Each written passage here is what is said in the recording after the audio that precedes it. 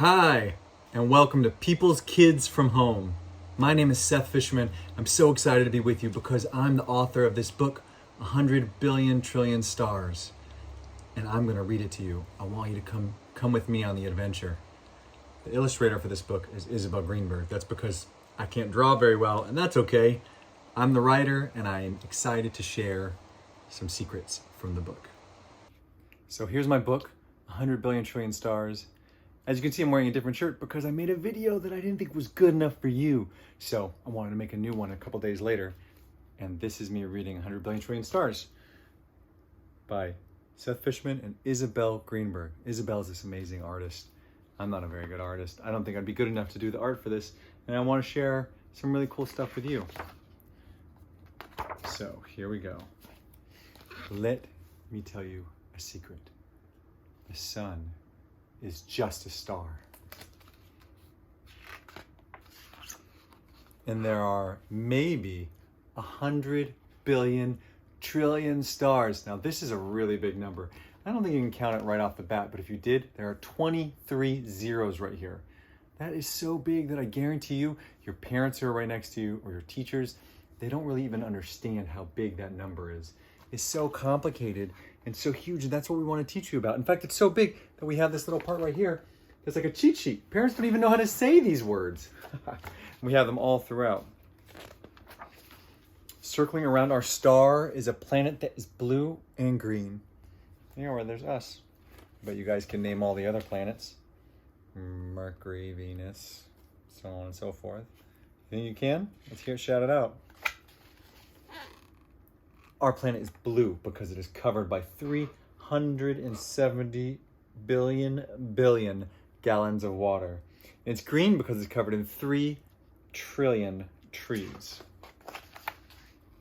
One on the other side of the planet, where the sun isn't shining, you can see bright lights like little stars all over its surface. Those are the lights that come from 2,500,000 cities and towns and villages filled with people, some even reading books, just like you. And one of the things I want you to think about is how right now, somewhere in this country, somewhere in this world, there are kids sitting with someone reading books, probably even an author in reading online for you, just like this is. And they all look different, and they're all amazing. So, on this planet, there are 7,500,000,000 people. And do you want to know another secret? There are 10 quadrillion ants. And the strange thing is that 7,500,000,000 people weigh about the same as the 10 quadrillion ants. So if you were strong enough to somehow hold all of them in one hand, all the ants in one hand and all the humans in the other hand, they would weigh about the same. Isn't that incredible? I love finding all the fun facts.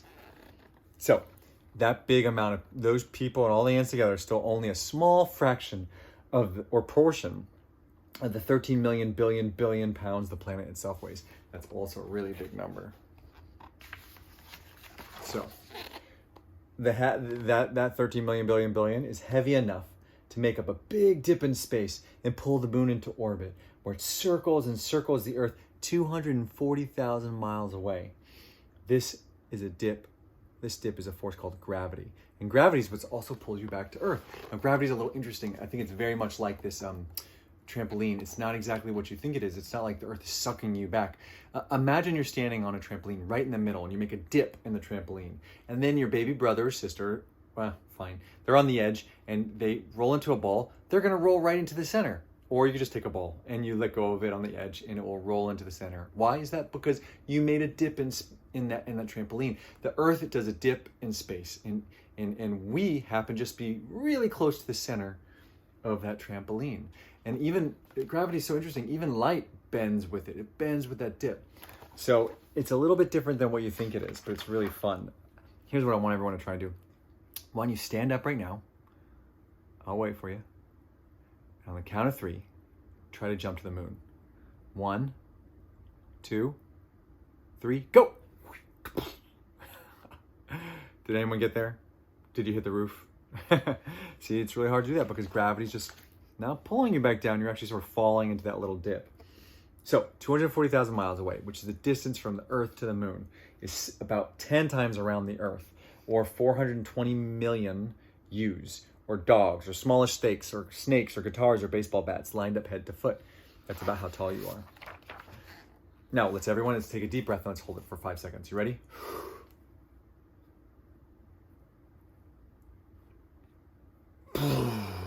Okay, now let's just do that another 6,307,200 times, and we're going to be a year older. Yeah? No, we can't? Okay, well, that's okay, because we're still going to be a year older in 31,536,000 seconds anyways. You see, the entire world is just filled with crazy numbers all around us, built one on top of each other, making it whole and complete. And this is a page I really love. In all my books, I have a page like this where there's all this really fun, cool information. And this is one about all these numbers. And you can see Isabel, the artist, did some really cool stuff, like sharks, you discover, have around 300 teeth. They lose them a lot. You have about 20. And when you get older, you're going to have 32. Your mouth gets bigger. Let's see, there are about 37 billion rabbits on Earth. Or the tallest building is in Dubai. It's 2,722 feet. My favorite, of course, is in the course of your entire lifetime, you're going to eat up to 70 pounds of bugs. That's about the same amount as like a middle-sized dog. You're gonna eat that many bugs. But don't worry, it's not like when you're sleeping, they crawl in your mouth. It's when you eat your food, there's just bugs in there sometimes. That sounds gross, but don't worry. You don't taste it. It's good and healthy for you, and it's perfectly fine.